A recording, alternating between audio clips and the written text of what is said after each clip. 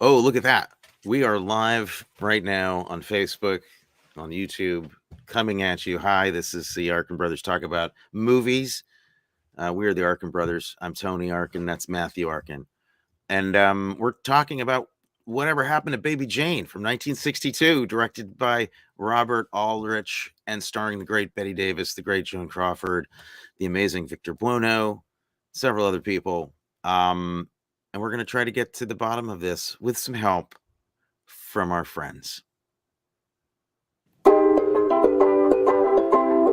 Talking about cocktails that are stylish, movies great or phony, and how Tony should win and Matthew should win and Tony. But in the meantime, talking about film in the meantime. The Arkin brothers talk about movies.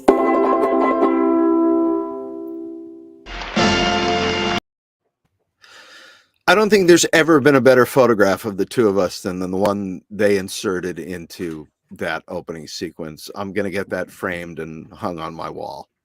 Great. I'll come over and drink fine beverages underneath it on your couch. Awesome. Fantastic. So, hey there, brother. Hey, brother, we haven't done this for a while. It's been a little bit of a hiatus. Yeah. It's nice to be doing the show now. Yeah. You said that you implied pre-show that you were a little bit grumpy, and I'm assuming that's just because it's early in the morning and it's a Tuesday. No, I'm not. Or a Wednesday. I'm not a little bit grumpy. I'm not. You're a lot. Grumpy. You're really I'm grumpy. really grumpy. Oh no! What happened? Did something happen, or just that's the mood you're in today? You didn't eat your din, so you'll have to wait till lunchtime. That's why you're maybe you're hangry. I'm hangry. I'm very hangry. Yeah, you're not grumpy at all. No, it's just, starting this business, I know people are tired of hearing about it, but I don't care. I really just don't care This what other people. This is your platform and your time. This is my time. They don't have to listen to the show. No, they can turn to another podcast. Yeah. Yeah, I am. Yeah, there you go. This business that I've started with my friends, the booze, Batch 22, totally unprepared for how it was going to take over my life. And, all the many different therapists who I'm seeing now tell me it doesn't matter if things are good. Even if things are good, change is stressful. Even if it's good change. Right. So all kinds of good things are happening. And all I feel is stress and pressure and terror all day long. Right. And I'm not sleeping. People keep saying to me, "You look great." I'm like, "Yeah, stress takes the weight right off you." Mm-hmm. Yeah, exactly. Well, the great thing about it is that, as you said, this is all things in your mind, and on the ground, things are actually going well. So, Yeah. So I don't feel too bad at poking gentle fun at your situation. Thank you. But, I don't. But my mind is actually where I have to live. Like That's true. I have to live there. That's true. So but 95% of the people that you know don't live there. I would say 95%. That would imply that I know 20 people, myself included. You can go online. This can be online friends. Okay, online friends would be, there are thousands of people who I know. So it's like 0.01% of the people I know don't know. Everybody except 0.01%. Right. So that's a small, right. Most people don't. Some people do, but most people don't. Are you trying to make me feel better? I am simply trying to, have a nice discourse with you in a public forum. Let's go in the kitchen and have a drink together. It's nice there, and then we can be friends again. We are friends now. I don't want to imply. No, we're friends.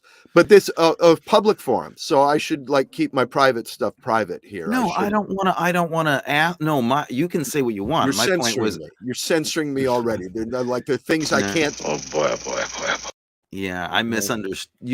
I misspoke. And I apologize. I meant that I didn't want to probe into things that were personal That's your point. That's your purview to say what you want to about your life and the complications thereof. I don't not controlling you.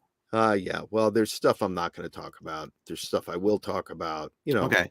Well, let me put it this way, dear listeners. The other things that I do know about that are happening with Matthew are also positive things. Stressful, but positive. And I don't know. I haven't heard any bad news from you in weeks. It's been a while. Yeah. I call you angry with good news. You do. Like Yeah. this happened. We Yeah. won another award. Yeah. Damn it. Now Do you know I how remember- many emails I'm going to have to send out because of that? Yeah. Yeah. Yeah. There you go. Well, success is a hard thing to deal with in life. If you're Yeah. used to when you're used to failure, it's you get really comfortable with it. It throws you for a loop. Yeah. Failure realize- I got used to failure and loneliness.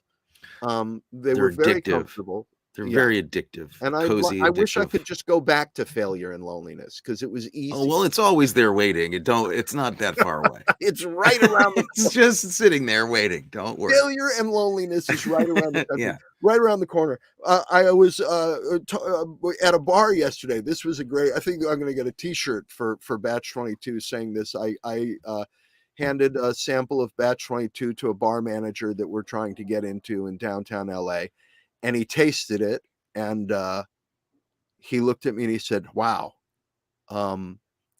easier to drink than to sell." I was like, great. That's wonderful. That's a great description of our product. Once people taste it, they love it. Right. But when we're trying to get people to taste it, it's not a gin. No, it's not a gin. It's not a scotch. No, it's not a scotch. It's not a tequila. No. Well, what is it? It's aquavit. What's aquavit? It's neutral grain spirit infused with citrus, herbs, and spices. What's neutral grain spirit? You know what vodka is? Yeah, that's neutral grain spirit. It's made from grain. It has no so people argue with us for 10 minutes before they taste it. They won't taste it. How about this? I have an idea.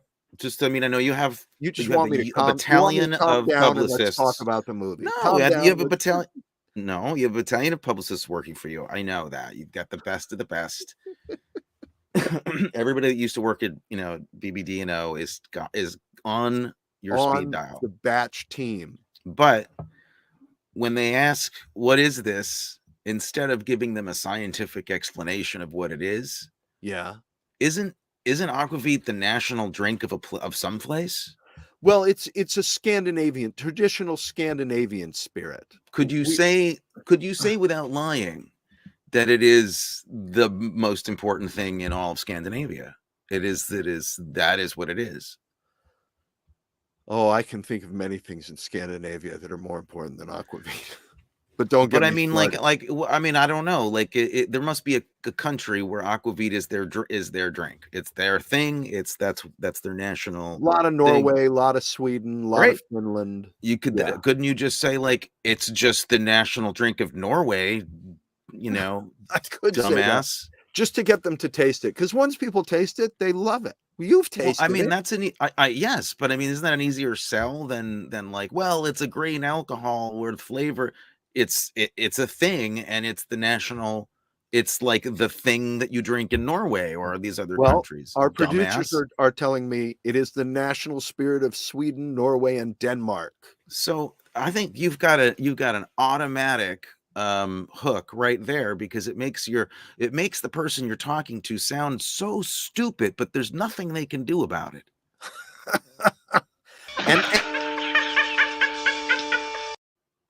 and I like making people feel stupid. So I want to make you happier. Okay. So that was my recipe for your happiness. The postman says that's best to do. Oh, good. That earworm is going to be in my. Oh my God. We're going to hear a lot of that today. We're going to hear a lot of that today. Well, it's playing on a loop in my head ever since watching this movie. Yeah. And it's starting to make me feel like entirely on ppurpose. Baby Jane. Okay. Why don't we start talking about maybe the movie? Now, let's also explain that we're covering Baby Jane because we really didn't get to do are thank you. Yes, excellent choice. Betty Davis was amazing in this movie. Yes. I am I don't know, right after Halloween would we cover it? No, this was our Halloween ender, right? Yeah. And then we got on Then kind of I a had a hiatus, nervous and I had you a had a nervous nervous breakdown, and we yes. had to delay everything. I didn't want to put too fine a point on it. I'm sorry. I'm sorry. I'm sorry. And then so now we're doing it now. It's a little late. So I'm only a little disadvantaged because I've seen the movie many times, but I watched it and took notes like a week or more ago. And You're not you're disadvantaged. I'm disadvantaged. We should tell people why I'm disadvantaged. Matthew's disadvantaged because he doesn't care about anybody anymore. Well, and there's a whole new way we're doing the show now. So, you know, Yeah. people may notice the fan of the show. Let's just be honest. The fan Right. of the show may notice that my participation in the show is going to be very different henceforth and onward. So far, it seems very similar to what we've had. Really? Well, we're chatting like people that know each other. It's a Yeah, preamble. Yeah, all right. Maybe it will be similar, but all right. Let's just. Oh, shut up! Don't worry, I got you. See, the This point whole being, movie is Matthew has like- been very, very busy, and he doesn't have quite as much time to sit and take notes and bear down on the movie the way that he's a professor. He wants to do this with due diligence. He's unable to do that right now because business has been very busy, and it was either put the show on a hiatus for a little while till he was more free, or we do the show wherein I only talk and he just watches me. And we decided we went for that. Yeah. No, I'm going to watch the movie, but I'm just going to sit and watch the movie and then talk about it. I'm not going to try and be intelligent anymore. I may have been failing before. I may not have been intelligent before, but I was trying to be intelligent before, and it was taking too much time and energy. So I've just decided to surrender to my own emotions and mediocrity, and you're going to just have to hear whatever comes out of my face. Well, I can't say that. I mean, I may have taken notes like you did before. I can't say that anything smart came out of my face because I took notes. I mostly just respond to things you say, and I grunt back at you with something that feels appropriate in the moment. Okay. That's how it's worked for me. But now that we're talking about it, now that we're on the subject of our week's film, which is Whatever Happened to Baby Jane, I mean, I have some questions for you, and I got you, man. I got you. We have help in the studio waiting to jump in here and answer some questions for us if we run out of things to say. I don't think we will. But did you, for instance, ever see this movie before? I don't believe I ever saw it. If I did see it, I saw it when I was when I should not have seen it, like maybe at 6 or 7 years old, and was maybe damaged by it. Yeah, I would have pegged this as an Avila Beach movie for you. Yeah. Yeah. You talked about going to the movies to see scary movies down on at the movie theater near the boardwalk or something. Yeah. And so this could be one of the elements of my well-known PTSD. Right. But you just it's missing time. It's a piece of missing time from your childhood. Yeah. Okay. Yeah. I did see this as a younger person. This was a blockbuster rental, and I think that I saw it alone when I was probably 13, 14 years old, and scared the bejesus out of me. Really freaked me out. So I was scarred. I wasn't even a little baby when I saw it, and it freaked me out. I'm sure it would have done a number on you. What is your relationship with Betty Davis? We were very close for a time. Mm-hmm. I would go over to her place for tea. No, I have no relationship with Betty Back when Davis. you tuned her piano, what's happening? Yeah, no, I have no relationship with Betty Davis except, and fan of the show, Mom may want to cover her ears for a minute, or maybe not. There was always in my mind, because I'm not a follower of the Betty Davis oeuvre. I'm familiar with her more from clips and some movies that I've seen. But there was, in my mind, there has always been, and you may say I'm crazy or you may agree with me. I don't know. It'll be interesting to find out. A conflating in my mind between Betty Davis and Grandma Dana. Oh, I can totally see that. Okay, I'm not crazy. I mean, I am No, crazy, but maybe you're not not. for that. And in fact, I know this is the timing is off for fan of the show, Mom, to or mom of the show. We could call her Mom, at this we can point, call her mom of Mom the of the show. show. Yeah. Um, I believe that Grandma knew Betty Davis, that they were friends when they were younger.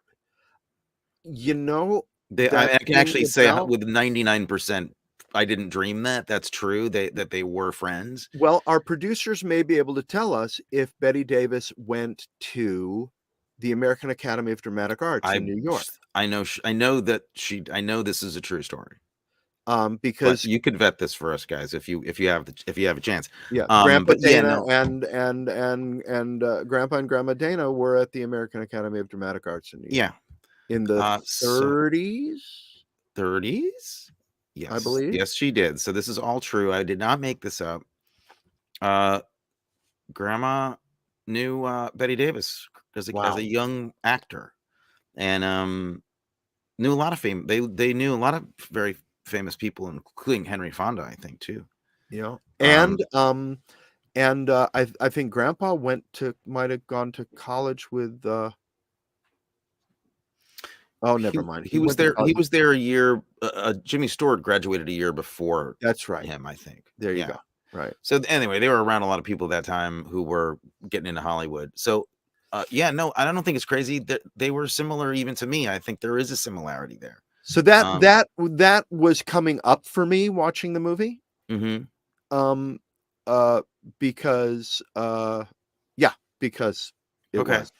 Well, so you have no like Betty Davis experience. You're not trained. You're not licensed for Betty Davis. And you need a Right. license for Betty Davis. Yeah. Yeah. You do need. She's for professionals. I'm married to a Betty Davis fan. Amelia is Amelia kind of taught me how to watch Betty Davis.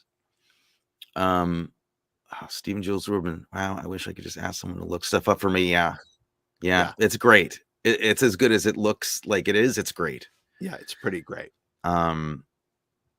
So yeah, Amelia takes Betty Davis pretty seriously, and I had as a young person seen this and a couple other things, so I knew she was considered a great actress, but now I'm like a pretty big fan. Like at this point, I've seen her famous stuff. I've seen what she can do. I've seen why she's got her reputation, and she's unbelievable. She really is. Yeah. I kind of wish I'd been able to hang out on this set. Really? Okay. Well, yeah. Hang out or just watch? Just stand by craft service. Yeah. And watch what went on between Joan. Eat your lunch, it'll get cold. It's an incredible thing to witness happening, right? Like it's actually a great way to talk to you about it because you really didn't know what you were in for here. I mean, I guess you had an idea, but like in terms of these two titans battling it out together, Crawford and her, they bring this energy to it. It's pretty unique. Yeah. Yeah. And there's this element of, yeah, we're older now. We're past the period of our youthful stardom. The 60s are just beginning to happen. and I'm going to prove to the world that I'm still it, and to you. Yeah. It feels like it feels like a kind of a weird scuzzy biker movie version of Psycho in a way. It's got similar elements to that. It feels like it's in the same universe. It almost feels like it was happening in another part of town while Yeah. Psycho was happening. And it's directed, who directed this movie and why that might be interesting to you? Mr. Aldrich. Right. Kiss Me Deadly, Robert Aldrich. Oh my God. Which is why you saw some of the same actors popping up here. Yeah, another person I want to hang out with. Yeah, Aldrich would be have been a great director to talk to about his style and approach. So for those of you who don't know what this movie is, it is it's a kind of a horror movie that pits Joan Crawford and Bette Davis together in a film for the first time after decades long rivalry as two stars in real life, who had enormous baggage with each other. They were approached to do this crazy horror movie together about two sisters who had been in show business in their past. One was a child star played by Bette Davis, who was called Baby Jane back in the day, in like it starts in 1917, so back in the 20s. And then she falls out of favor, and little Joan Crawford becomes famous for a little while, and then an accident happens and renders Joan Crawford unable to walk. And it's kind of a Hollywood scandal and a tragedy. And then we kind of fast forward to present day, like late 50s LA. And these two sisters live in a house together. And it's gone kind of Grey Gardens. It's kind of gone to the dark side. I couldn't do a thing like that. Not to my own sister. Yeah, there you go. You hear that music back there. It's very like Hitchcock adjacent, like we said, with some real shocks in it for the time. That's what we're talking about. Now, were you surprised at what it was? Like at the end of the day, did it have any surprises, or after all this time, is it what you thought it was going to be? No, it was right in the zone I thought it was going to be in. There was no part of it where I was like, wow, I did not expect this in terms of tone and performance. It was, I knew enough about both of them, and that it was right where I thought it was going to be, in a pleasing way. I mean, right. It's a hell of a ride. The thing that was the most surprising to me was the young Victor Buono. Right? Like, just, oh my God, he's great. Introducing Victor Buono. Yeah, he's great. Introducing him and delivering for me what I guess are my favorite scenes, I think, in this are the scenes with him and her, the weird courtship that kind of starts happening. Very bizarre. Twisted courtship. Apparently it was his only Oscar nominated performance. Which I guess makes sense. I mean, you've seen Victor Buono in 1,000 things, but this makes total sense that after they realized that that's just who he was. Yeah, that's what you wouldn't get nominated for just being a strange person. So we're also informed here, this is something that I'd forgotten, that Hitchcock was approached to direct this, but he was busy with press for Psycho. Wow. And that's interesting because you can see, like, Aldrich certainly had its own style, but this is definitely influenced by Psycho, as everything was after Psycho came out. I mean, it had to be. Yes, she did. She tried to murder her own sister.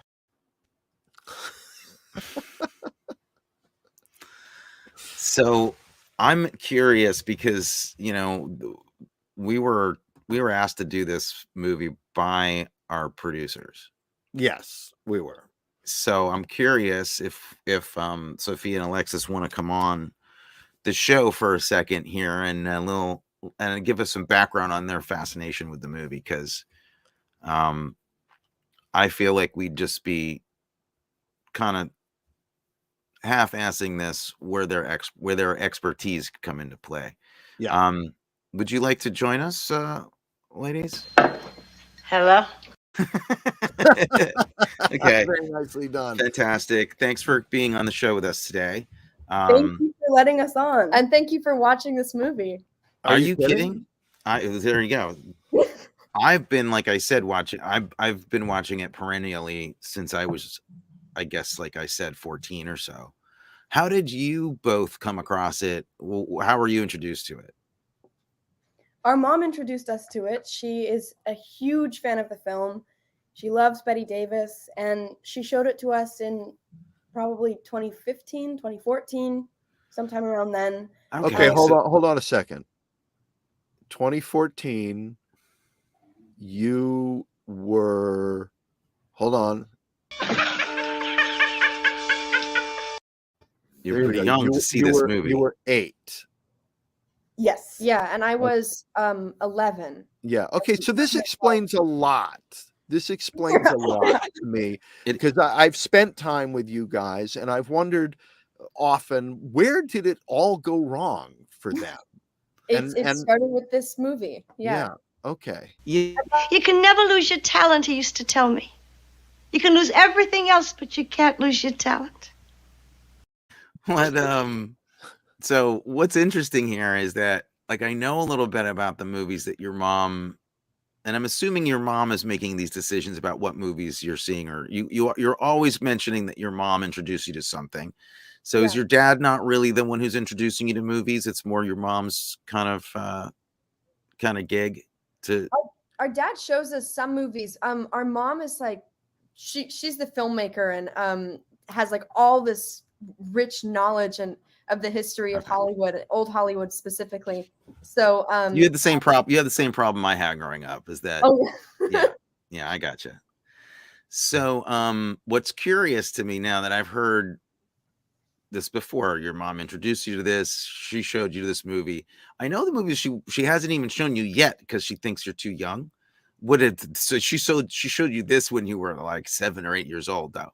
She also showed us Midnight Cowboy when we were like 9. All right, we shouldn't even discuss that, but that's a different show. Can you guys hold on 1 second? I have to call Child Protective Services, and I'll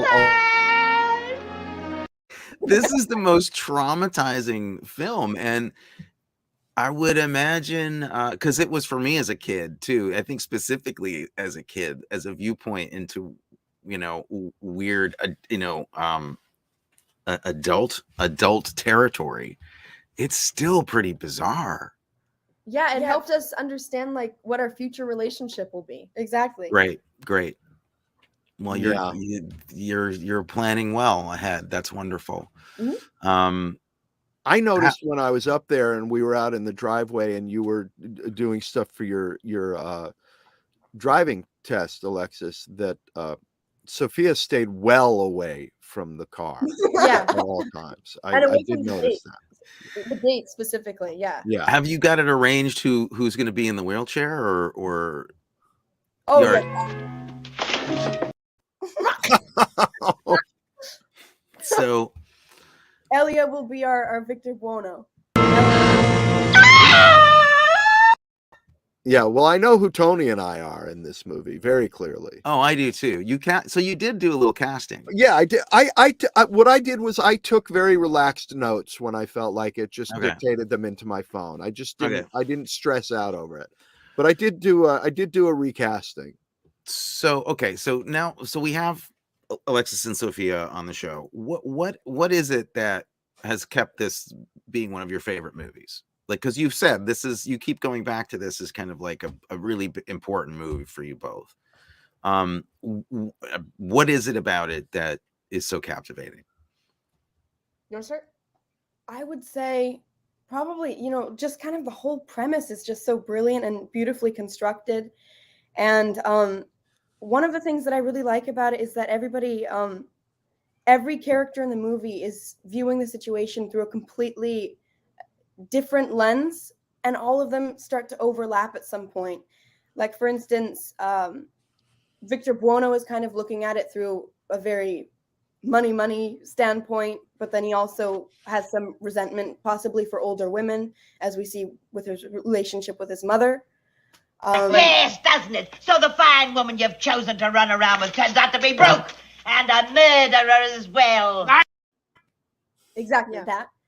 And same thing goes for, like, Jane has such resentment for Blanche because she's become her maid, waiting on her all day.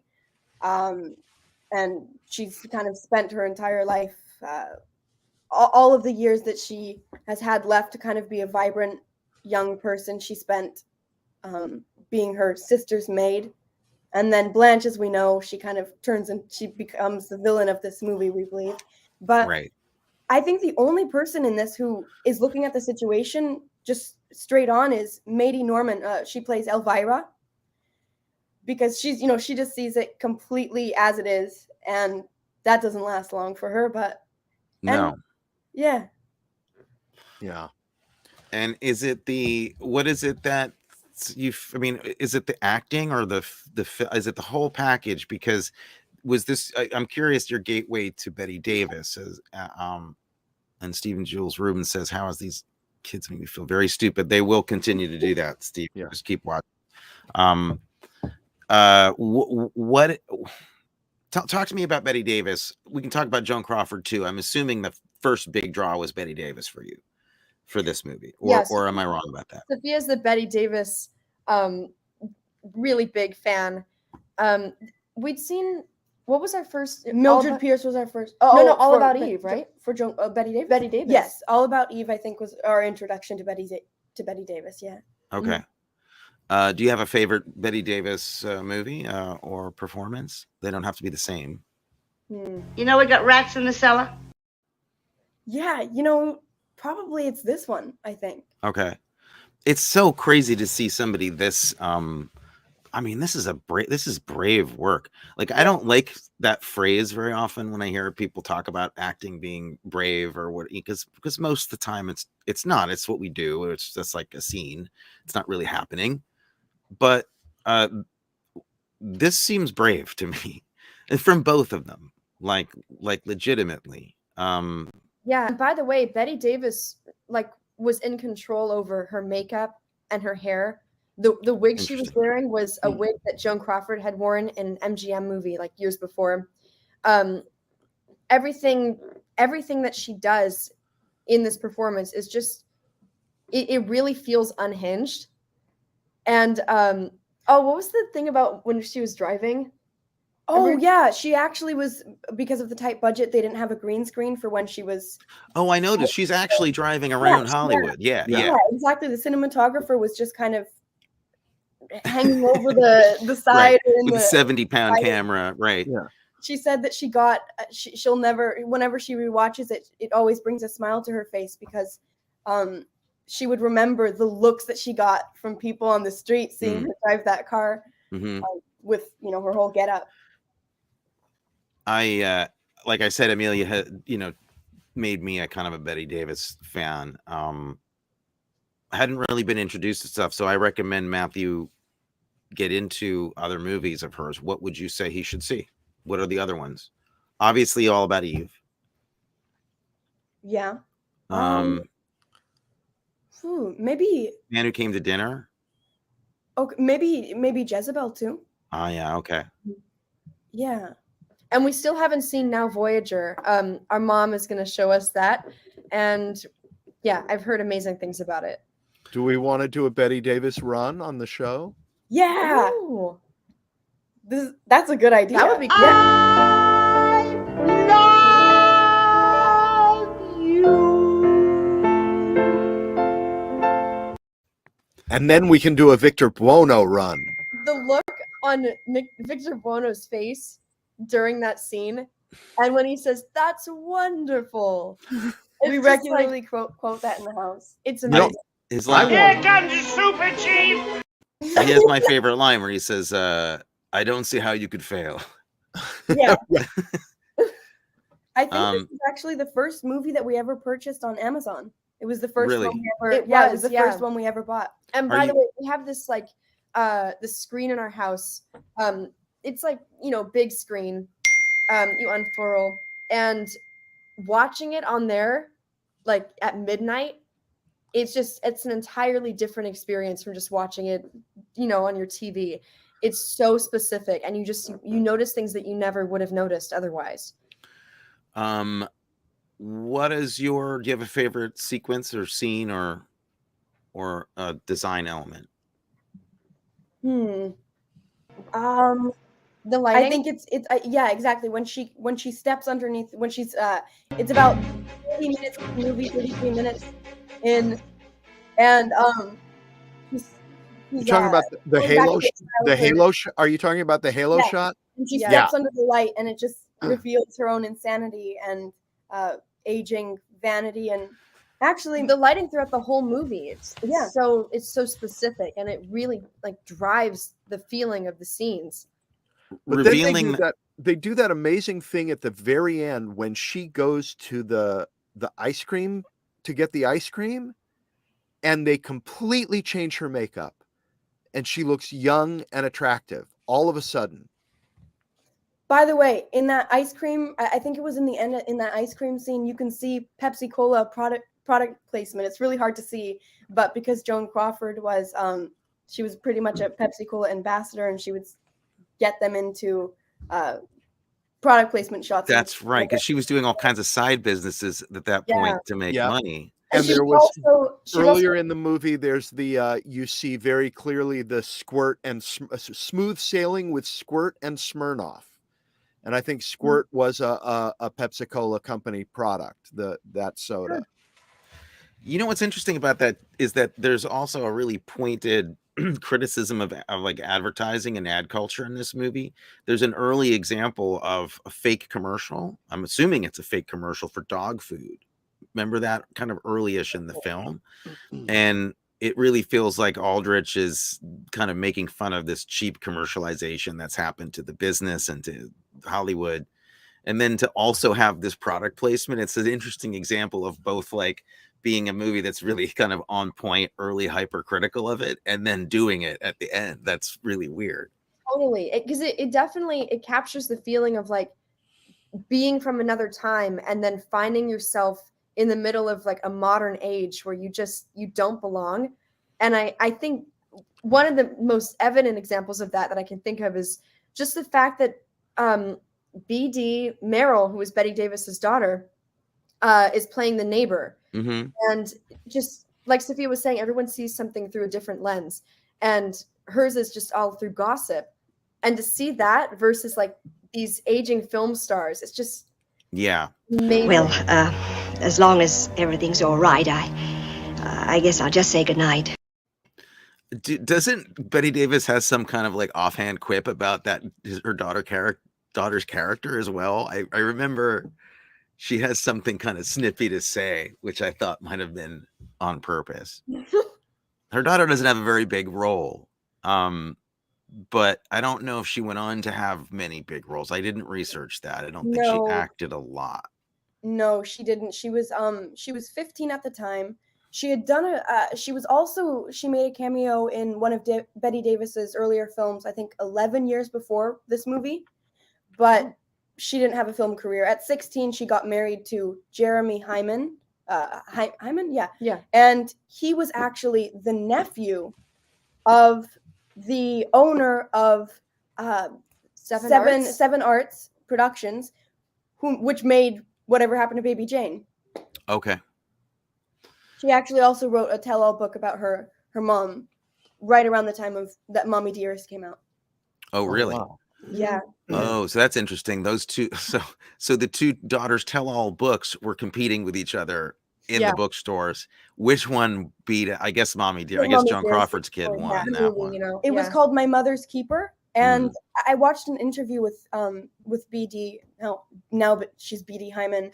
But she was saying that really the only similarities between the two are that Christina Crawford's book is about her child. Well, the only similarity is that it's both tell-all books about a famous mom who existed in the same time period, and pretty much she was saying that other than that, Christina's book is all about the childhood relationships, and how she was always vying for her mother's love and attention, whereas BD never had to do that. She was always given love and affection by her mom. So it's a less abusive situation. Exactly. She said she did not have child abuse when she was younger, but it just kind of, their relationships became more kind of tumultuous when she became an adult. Right. Are you fans of melodrama in general, or had you seen melodrama before you saw this movie? Because this is, to me, like one of the most prime examples of great melodrama. I think so. Like we'd seen a bit, and yeah, this is definitely one of the best. So okay, while I have you on, I'd also like to know if you have anything that you were dying to say about this movie. Oh, he should have held that shot longer. I told him that when we were rehearsing also, and we shot it. Oh, he wouldn't listen. Because like one of the things that got Matthew and I wanted to do this show in the first place was talking about older movies that maybe people hadn't seen or are neglected. I was so intrigued by the fact that you're both quite a bit younger than us, but nevertheless really still like the same movies that I liked growing up in the same way, because I liked movies that weren't of my generation either. I liked stuff that was before I was born at the time too. So why should people of your generation watch this movie? Why would you recommend that they do? If it just, unless they're a film nut, like, okay, they're a film nut, then they're going to watch it. They'll watch it anyway.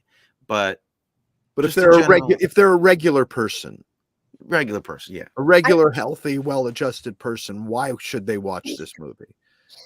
I think in general, it's just so entertaining, and it's just so well done. So when you're watching it, it's like candy, basically. So it's an experience that you will carry with you for the rest of your life. Because whether you like, bet I won't forget. Yep. Yeah. Oh yeah. And then also just, I think the controversy surrounding it, it has a tendency to like kind of overshadow the product itself. Right. And I think that it's worth just sitting down and exploring a movie and just taking it for what it is versus like all of the gossip and the stuff surrounding it. Okay. All right. Let's hear a little bit more about that, because I don't have a background in it. What is the scandal or gossip or? I won't forget. Well, the rivalry between the two stars is what you're talking about, right? Yeah. But did that lead to on-set tension and shenanigans? Yes. Yes, this is Miss Hudson. One of the first, it was already kind of carrying some old Hollywood controversy with it, because a lot of people found that it was loosely based off of Mary Miles Minter and her relationship with her mother, and the death of the silent film director Desmond Taylor, who was shot to death in his bungalow. And it ended up being like a kind of a cold case. There's this wonderful book called A Cast of Killers that's all about that. And so a lot of people found going into it and approaching the project that this was the Mary Miles Minter story. I think that a very good friend of mine, that a cousin of his is one of the main suspects in that murder. Really? Yeah. It's fascinating. There you go. And then, Wait for me. You can talk about the rivalry. Like, oh yeah, there was of course the rivalry on set between Betty Davis and Joan Crawford, and actually they even made a show about that. It's called Feud. Betty and Right. Yeah. Right. With Jessica Lange. Jessica Lange and Susan Sarandon. And well, I mean, Betty Davis said in some interviews later on in life, I think in 1984, she had an interview where she said that she could find similarities though between Joan Crawford and herself, and she said that Joan was always she always showed up on time, always knew her lines, and for the most part, she was incredibly professional. Mm. And she actually, I think she said something. I won't be able to tell it as well as she did, but she said that she's sure that they both got under people's skin same degree. Yeah. I also read that they had respect for each other at the Yeah. end. That at the end of the day, didn't Betty Davis have kind of appreciative words about Crawford, that she said she really was a pro and Exactly. did. Yes, Yeah. she said she was a pro. Yeah, and from Right. Joan Crawford to Betty Davis too. I think that a lot of all of the controversy surrounding like their rivalry was really just heightened by the studio. Yeah, I would imagine that always sounded to me like it was a ploy, like a gimmick in a way, to like Yeah. wrestlers who, Mhm. they make a lot out of wrestlers who have beefs with each other. It's like it was probably just to make more money and publicity. I don't care. And like, didn't Jack Warner call it hagsploitation? Yeah, yeah. hagsploitation. It was all just kind of Wow. like this ugly pitting these two legends against each other. I don't think it All was. right. Well, I could see, I think one of the things that if you have, that's what Jack Warner said. He called it hagsploitation. That makes sense because like from his mindset of glamour and, the sophistication of the old Hollywood days, and then to see what Aldrich and all these younger filmmakers were kind of saying about Hollywood wasn't so nice. I could see that getting under people's skin. Like, Mhm. I mean, it takes Sunset Boulevard to a much seedier place. Like it's really kind of a more frightening version of that same thing, and takes the studios to task. So I can see Jack Warner not being that big a fan. And actually, kind of going back to what you said about Betty Davis's performance being actually pretty brave, the makeup artist, as Alexa said earlier, Betty Davis had a lot of control over how she would look in the Right. film, and she imagined. She said she imagined Baby Jane as the kind of person she wouldn't wash her face; she would just put on another layer of makeup. Wow. Yeah. Okay. And the makeup artist, he tried to talk her out of it. He was really worried that she would never work again after going this ugly with it. Mm-hmm. And I think even her daughter was shocked. She said, "Mother, this time you've gone too far." Right. Wow. But I think Bob Aldrich was also concerned about that, and the studio was that it was a little bit too much. But a couple of weeks into filming, they realized she made the right choice. I mean, that's so extraordinary to have an actor, someone of her age who'd been in the glamorous position she had been for so long, right? To be the one pushing that angle on the character that strongly is so amazing. I mean, it really is, a testament to how smart she really was. I don't mean to negate Joan Crawford. How do you feel about her in the movie and in general? I think she delivers a beautiful performance in this. I think that I can say what I noticed was like going back and rewatching it now that you know the ending. Her performance is so complex and just really, really well delivered, because you can see like when you go back to watch it, you don't believe anything she's saying, and you don't believe kind of like this victimized act she's putting on, like a martyr. Yeah, when you know the final result. So I think that they both were like evenly matched in that.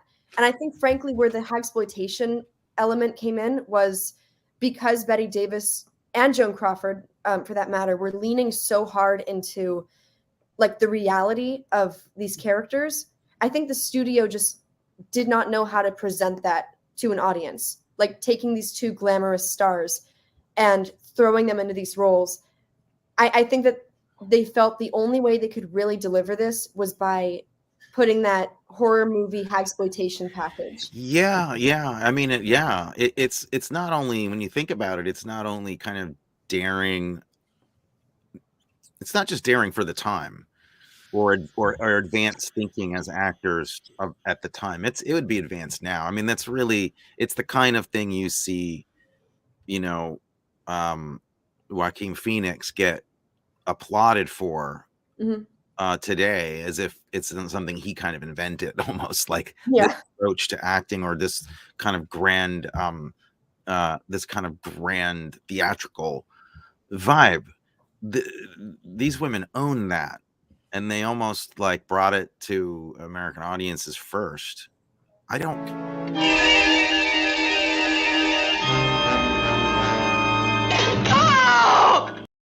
Outside of straight horror, which this is kind of on the edge of being a horror movie to me, actors weren't becoming grotesque on purpose. It just wasn't something that they were doing. So I see like, did she talk about the makeup references where she got it? Because I see a lot of like Fellini, like La Strada. I see like, that kind of. I can see that. Absolutely. I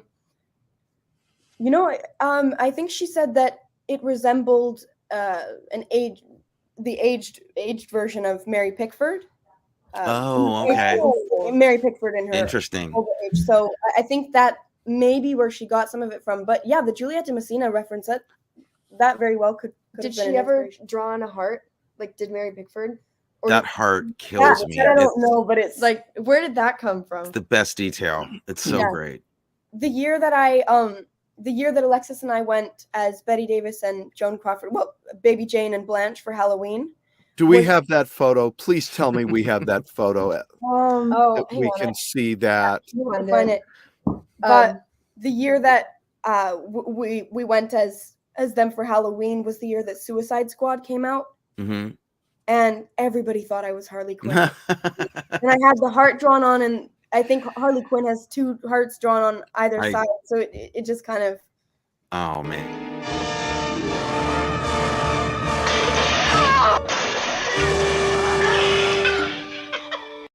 And that slept-in makeup quality, that's also like Heath Ledger needs to give a nod to Betty Davis for that, too. Yeah, because that's so like the Joker, Outstanding. Who would we all recast? Do you have some stuff, Matthew, that you? Yeah, well, like I have I have two questions about the movie. Two things made me nuts. I loved everything about it except for two things made me nuts. Why doesn't she just slide herself out of the wheelchair and slide on her bottom down the stairs? Why does she have to go down the stairs standing up clutching the banister when she could fall at the bottom, which she does? Why doesn't she just get on her bottom and slide down the stairs? Because if you took my legs away, I could, if you paralyzed my legs, I could do that. I could slide down the stairs. And my other question is, why doesn't she yell out the window? It's a movie. The woman is. They're supposed to do what you wouldn't do. They always go to the basement in the horror movies. I mean, you could, yeah, they do. And you could also say, well, why is she on the second floor? Why couldn't they put her, that's an odd place to live if you can't get down the stairs. But there's just all these scenes of her looking out an open window at a person 20 feet away, trying to figure out how to communicate with her. And it made me a little nuts. I agree with that a little bit. I mean, there are a couple things in the movie that I could say could have been maybe a little tighter. I don't think it's plotting. I don't think it's Hitchcock elements are its strongest element. Yeah. Do you think that's fair to say? Yeah. I mean, I loved it. There's just those little, there are little things like that you could easily fix. Well, I mean, the whole fun of this is to see if there's things that could be improved or that we could argue about. But the recasting? Well, here's my thing. Okay. I feel like, it doesn't have a great trajectory in terms of its plot and energy. It feels like it runs out of steam a little bit for me about 2/3 in. By the time she's making plans to get in the car, yes, there we go. Well, I can see the Harley Quinn reference, but I think that really has a lot to do with the fact that this is color. They saw their makeup in color, Sophia. Yeah. It's, if it were in black and white. Yeah, that's true. And actually, Betty Davis, they originally wanted to shoot the film in color, But Really? Davis said that would just make a sad story look pretty. We have to Wow. post a link to this photograph in The Crawford eyebrows are chat. killing me, Alexis. Brilliantly done. Yeah, we have to post a link to this photograph in the description of the movie because everybody listening needs to see this. Yeah. Here's my little take on it. I don't think that the surprise of the movie, the switcheroo that we get, really has as much punch as it could, or ends up being as necessary as it needs to be. And I think the ending, I just think I would have preferred it if it had been like a corpse on the beach. That's my take. Well, she I may don't have turned into one. No, I mean, like, she's clearly, like, Crawford's clearly alive at the end. Mm. And my whole thing is, like, I kind of, in my perverse mind, I wish that this had ended with them realizing that she had her sister out on the beach about 6 hours, like, after she's actually deceased. That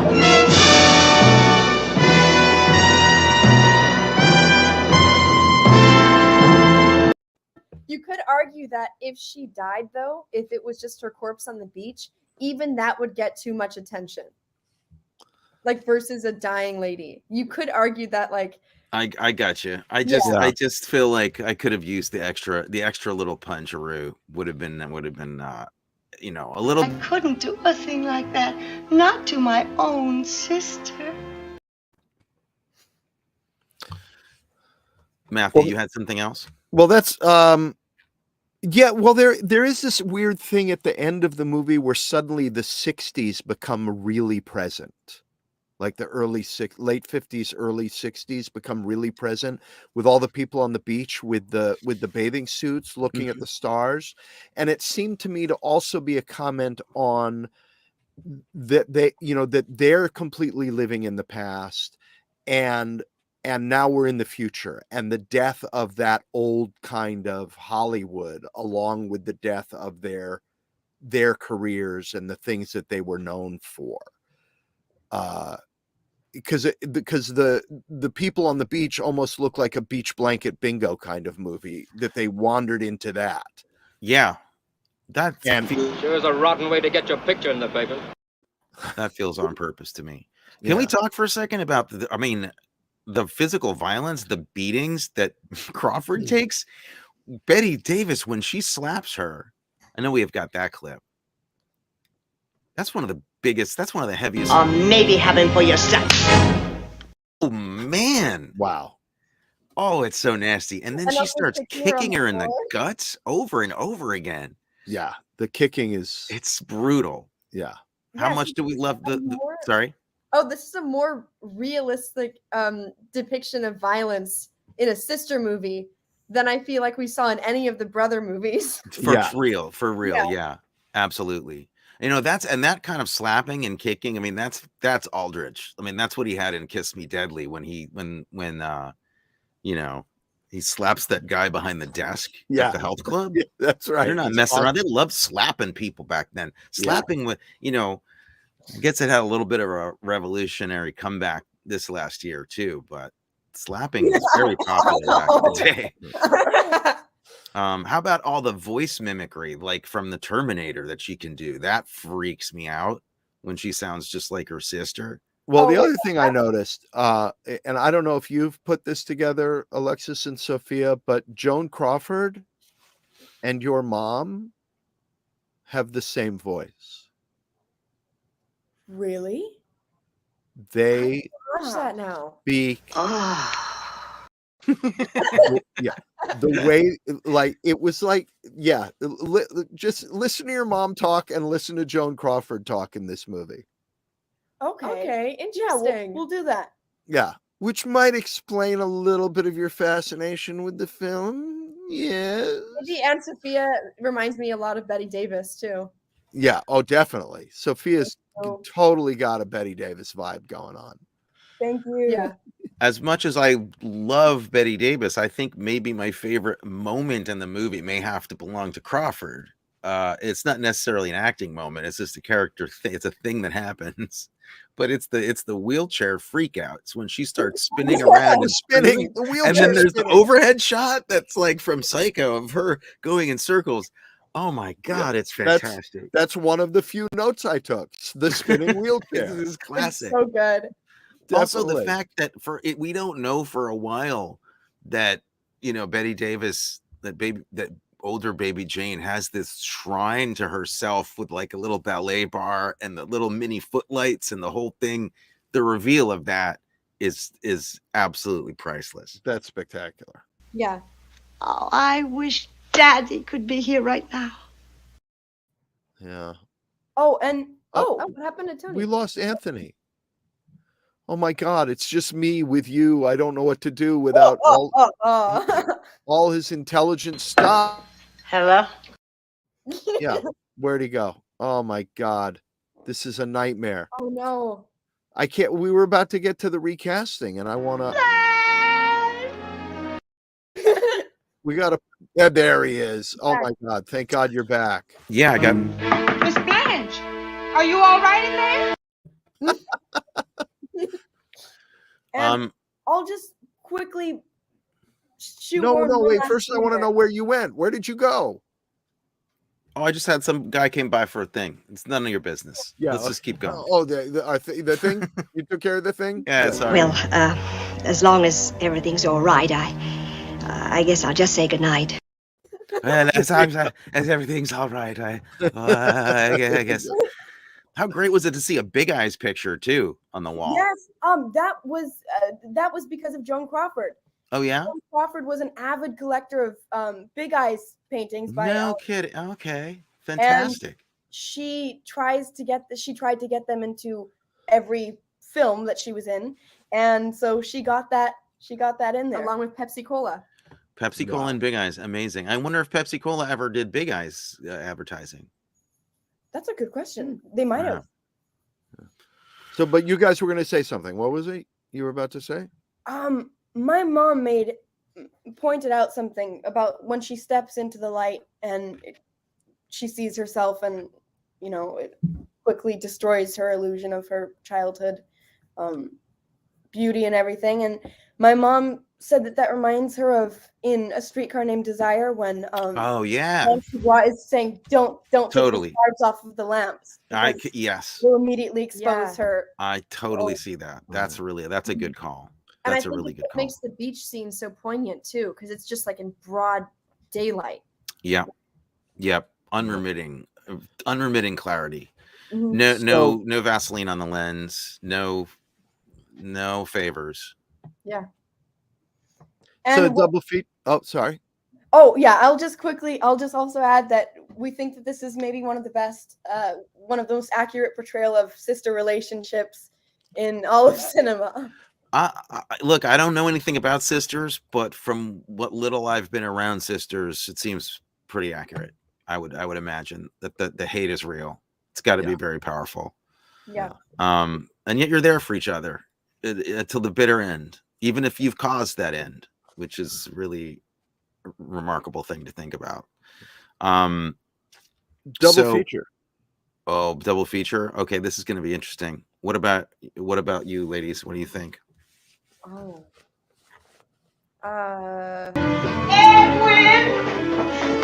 We're surprising you with this. I know you didn't have anything prepared, but anything come to mind? Do you have an idea? What's another sister one, maybe? I don't know, Sunset Boulevard, because there's kind of a reference in there. Yeah, I mean that would be great. Sunset Boulevard, and I think they say that one line at the beginning of what happened about the car. What do they make monsters like that for? Oh, that amazing line. Yeah, that seemed like it was very much from Sunset Boulevard. I think that was a line in it. Well, I could be wrong. They referenced that old. They referenced the old antiquated car that she has in that movie too, for sure. Yeah. Oh, that's a really good call. I'm gonna say that I would double this up with a movie I found recently made it at a similar time, maybe a little bit later, but it's a movie called Lady in a Cage, which is an extraordinary melodrama in that also could be taking place down the block from this movie. Like I feel like this and Psycho, all these three movies kind of live in the same time period, they live on the same block. And so Lady Nick Cage, early James Caan, and Olivia de Havilland. Yeah, we actually have not seen it, but it is on our list of things that we really want to see. We've watched the trailer over and over again. We just haven't had the time to. It is well worth your time. It really is fantastic, and and weirder than this. It's like a little later, I guess. It feels like it's a little bit more of an exploitation movie, which I don't know if it makes it better or worse, but it's great. Title. Lady in a Cage, come on. It doesn't get better. Matthew? I went with a movie we've covered already. I went with Dead Ringers. Okay. Because of the relationship between them. Similarly dysfunctionally tied together. Yeah. You could also pair it with whatever biopic they end up making about you and me in the future. Okay. Well, that brings us to who we might be in the movie. We know that was are, easy Alexis and Sophia. We know that you're the sisters. Yeah. What? Who are we? That was easy for me. I'm Wesley Addy, and you're Bert Freed. in the long walk and talk at the beginning of the movie. Okay, I will totally accept that. Although I think that might be a little. We might not get those roles. We might not do that well. So I think let's hear me out. Hear me out. I think that I'm gonna cast us as the guys who are at the news desk run the ad want ads at the news desk. And which one are you and which one am I? You're the guy at the desk who's talking to her, and I'm the guy who goes, "Who the hell is Baby Jane?" Which brings me to this idea. Is there any better thing in the movie than whenever Betty Davis is looking at somebody to see if they know who she is, when she's like, I know when I was Baby Jane, and she's like putting on that routine, and she's kind of like giving them the side eye, like seeing if they remember. Oh, I love it. Yeah. Brilliant. Yeah. All right. So best viewing experience, best way to see it. I didn't think about that. I think straight up just at a burlesque club, like at a drag night at a burlesque club, just talk back, everybody doing like everybody has to come in costume. Everybody. That would be incredible. Well, I had another recasting of it too, aside from Alexis and Sophia. Yeah. My friends Sean Allen Jones and Jonathan Williams, who I did a YouTube series with them where all three of us played women. Well, yeah, okay. YouTube series called Verdine and Glenita, where I played their Aunt Betty, and Sean Allen Jones and Jonathan Williams would be pretty spectacular in this movie. Or you and George Wendt. George Wendt and I, we did get to make out in Verdine and Glenita. You've done a lot of drag work, I know. IDA, yo! Oh dear. Oh, help me, please. I fear that I should not have brought up Verdine and Glenita on this show. I should not have revealed that. It was pretty funny. I remember laughing. I think it was great. Great. I would say I have two ways to go. I was thinking a great way to go would be basically take the cast of SCTV and have Catherine O'Hara as Baby Jane, Andrea Martin as Joan Crawford, John Candy as Victor Buono, just right down the line. Oh my God, that would. And then I thought that would be a great way to go, but could it get better than maybe Paul Rubens playing everybody in this movie? Oh my God. Literally like playing each character and cutting them together. Yeah. I would really pay a lot to see that. Good night. Could be Wendy Malick could be Joan Crawford. Yeah. Oh yeah, Wendy Malick would be a good Joan Crawford. Mm-hmm. Yeah, Tracy Ullman would have been another candidate for playing everybody. Yeah. Yeah. What about Peter Sellers? Oh well, Peter Sellers as the Victor Buono part. He'd be a great person to play that role too. Yeah. Stanley Kubrick's Whatever Happened to Baby Jane is a terrifying thing to consider. Yeah, it would kind of. Yeah, kind of. Can you imagine? The misery, kind of misery parallels. Oh my gosh, yeah, Kathy Bates as Baby Jane. Mm-hmm. Yeah. There you go. That would be And that would be James nice. Thomas Blanche. Yeah. Yeah. They All right. So actually- what are we doing next week? Well, I don't know. What are we doing next week, Alexis and Sophia? What do we have anything planned? I don't know if we do have a plan. We kind of went off road here a little bit, so we had a plan and then we don't. Do we want to do more Betty Davis? I know Ilya's like, yeah, that's what everybody wants to see right now. Yeah.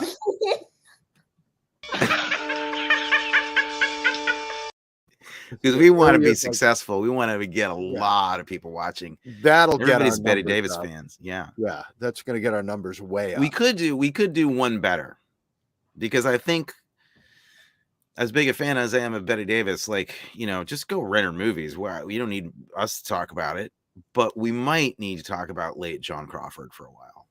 Mm-hmm. Late Joan Crawford? Do Trog and stuff like that. What was the caretakers, Trog, things like that. So I don't know Trog. You don't know Trog, huh?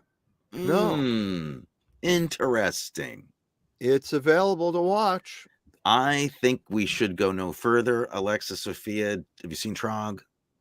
We have not seen it. We know about it, and same goes for Straight Jacket. Oh, Straight Jacket is fantastic. That's the next two. Please, is that okay with you? Yeah. Okay Can we with do me. that? Great. This is going to be fun. This is the way to go. So All right. Trog next week and then Straight Jacket after that. Indeed. All right. We've got a plan, ladies and gentlemen. All right. Fantastic. See you all next week. Thanks for your help. Bye. Good night. Oh, we're still live. Where's the title sequence? I don't know, but this is getting better and better. Talking about cocktails that are stylish, movies great or phony, and how Tony should win a Matthew, and Matthew should win a Tony.